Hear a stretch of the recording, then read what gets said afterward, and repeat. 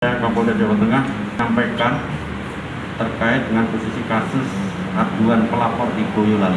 Ada seorang wanita yang mengadu di Boyolali yang kurang mendapatkan pelayanan oleh oknum anggota Polri di wilayah Boyolali. Yang pertama yang perlu saya sampaikan, saya sebagai Kapolda minta maaf kepada pelapor atas tindakan anggota oknum kita yang kurang bertanggung jawab. Dan pelapor hari ini kemarin sudah saya perintahkan di Krimum untuk dilakukan pelayanan di tempat kita di SPKT. Kasusnya sudah ditanganin dan akan kita tuntaskan secepat-cepatnya. Kemudian terkait dengan oknum anggota Polri di Polres Boyolali, hari ini juga saya perintahkan untuk dicopot untuk dilakukan pemeriksaan terkait dengan etika profesi yang tidak memberikan pelayanan yang terbaik kepada masyarakat. Harapan saya, Polda Jawa Tengah akan selalu memberikan pelayanan yang terbaik kepada masyarakat. Bagi anggota Polda Jawa Tengah yang tidak bisa menjalankan tugas pokoknya sebagai fungsi kepolisian, akan tetap proses sesuai dengan ketentuan hukum yang berlaku. Dan ini sudah saya wanti-wanti kepada seluruh jajaran kita untuk tidak coba-coba menyakiti hati masyarakat dengan tidak memberikan pelayanan terkait dengan apapun aduan dari masyarakat khususnya Jawa Tengah. Kedepan harapan kita Polda Jawa Tengah akan selalu hadir di tengah-tengah masyarakat dalam memberikan pelayanan yang terbaik kepada masyarakat kita. Kami mengucapkan terima kasih kepada masyarakat kita yang sudah memberikan laporan kejadian ini kepada saya, kepada Polda. Dan ini merupakan suatu koreksi. Masyarakat silakan mengadu, menyampaikan terkait dengan kinerja Polda Jawa Tengah, dan ini merupakan suatu obat warning bagi kita untuk selalu memberikan pelayanan terbaik kepada masyarakat. Seorang wanita di Boyolali, Jawa Tengah harus menelan kekecewaan saat berniat melaporkan tindak kekerasan seksual yang dialaminya. Bukannya diterima dengan baik, ia justru diperlakukan tak menyenangkan oleh oknum perwira di Polres Boyolali. Saat melapor, wanita 23 tahun ini justru diejek dan direndahkan oleh oknum polisi. Dikutip dari Tribun Solo, korban adalah R, 23 tahun yang merupakan warga Simo, Boyolali. Pada Senin 10 Januari 2022 lalu, ia bermaksud melapor atas tindak pelecehan seksual ke SPKT Polres Boyolali. Saat datang, ia diterima oleh seorang anggota polisi di sana. R kemudian diarahkan ke Satreskrim untuk menjelaskan secara detail apa yang dialaminya. Saat itu, R mengaku justru diejek karena datang ke kantor polisi. Ia pun diejek karena diam saja seusai menerima tindak pelecehan seksual oleh pelaku.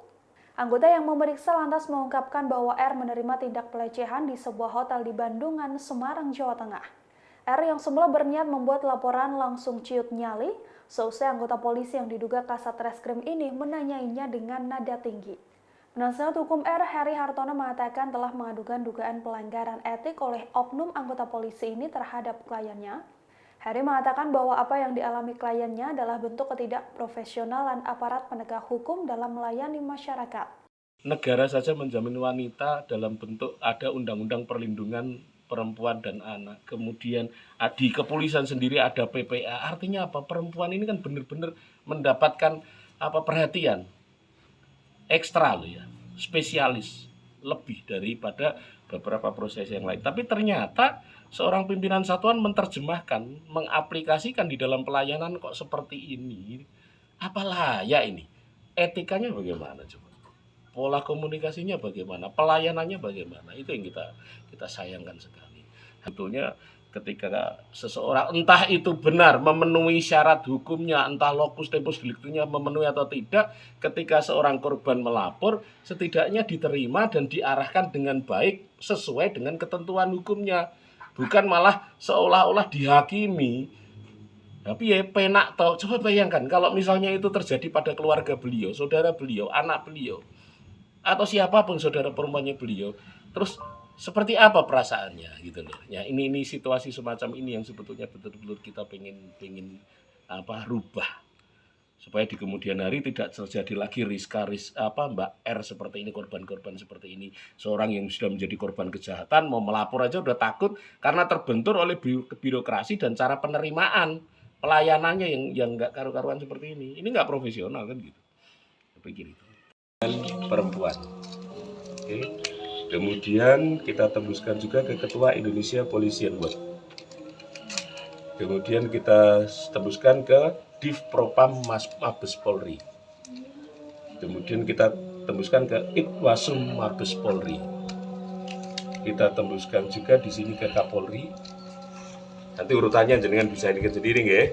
Kemudian Div Propam Polda Jateng. Kemudian kita tembuskan juga ke Irwasda Polda Jateng. Kemudian kita tembus Wakapolda Jateng juga. Kemudian di sini Kapolda Jateng. Jadi semua ini kita tembuskan ke sana biar menjadi langkah koreksi. Yang anu laporan Pak. Nah, gini kan ya. Agak untuk ini Pak, nama. Mungkin nama ya. Agak Iya. Nah, agak turun Pak, jenengan jadi